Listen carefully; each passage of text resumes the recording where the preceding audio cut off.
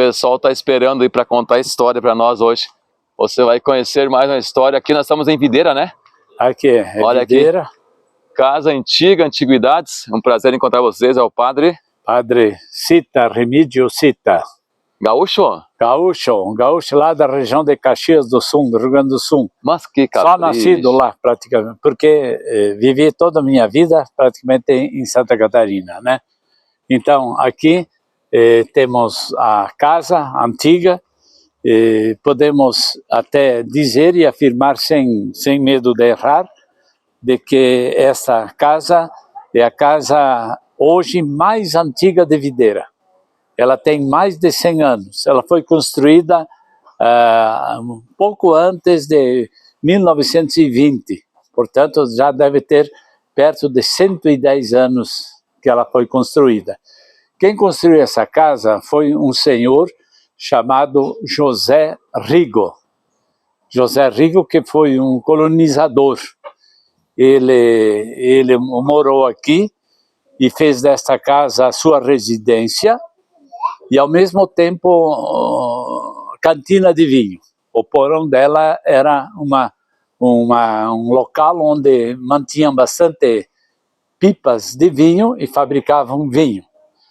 Depois, ele, junto com outro sócio, Fidêncio Ribeiro, eles administraram uma colonizadora que fez a venda, a divisão e a venda das terras de toda a região. Então, aqui nesta casa ficava o escritório desta colonizadora. Isso há mais de 100 anos atrás, 100, 110, 190 anos, até por aí. Até pela década de 1930, as terras eram aqui vendidas. Bom, então esta casa, ela ficava num local bem estratégico, que ela ficava entre duas estações da estrada de ferro. Uma de Perdizes, que hoje é Videira, e a outra é de Gramado. Então aqui ficava a encruzilhada. Um lado ia para Gramado, Rio do Peixe acima, e Videira, Rio do Peixe abaixo. E depois para o lado leste, seguia para Curitibanos. Fraiburgo nem existia na época, né? Então as terras situadas aqui do lado leste, onde está essa casa, foram as terras que foram comercializadas, vendidas por essa empresa colonizadora. Então, depois esse senhor saiu daqui, deixou os filhos e foi residir em Vista Alegre. Só que na época nem se chamava Vista Alegre, se chamava Sede Rigo.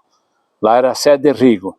E que essa localidade, então, ainda está lá, evidentemente, e os agricultores, os colonos que existem hoje, a maioria deles, ainda adquiriram as terras, né, os seus antepassados, aqui dessa colonizadora. E aqui neste local, eu sempre gostei de antiguidades, então eu fui aos poucos eu fui conseguindo coisas antigas, tudo que é antigo, especialmente ferramentas, objetos que os agricultores né, utilizavam na época, né?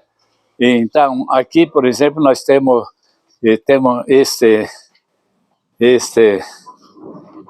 limpador de cimento, né? Esse aqui é chamado em italiano sventolão.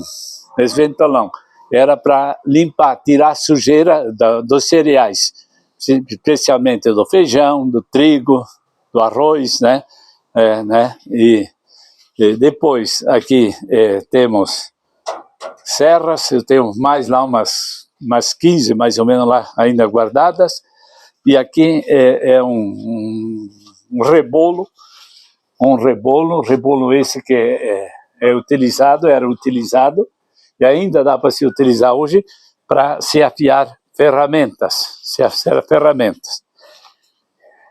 Essa aqui que está tudo ela desmontada, desorganizada, é um picador de pasto. É um picador de pasto, né? Eu tenho um outro por aí, né? Não sei onde é que ele está. Mas aqui vai, essa roda vai encaixada aqui. E manualmente a pessoa vai girando. E aqui dentro desta calha é jogado o pasto e ele vai puxando e picando.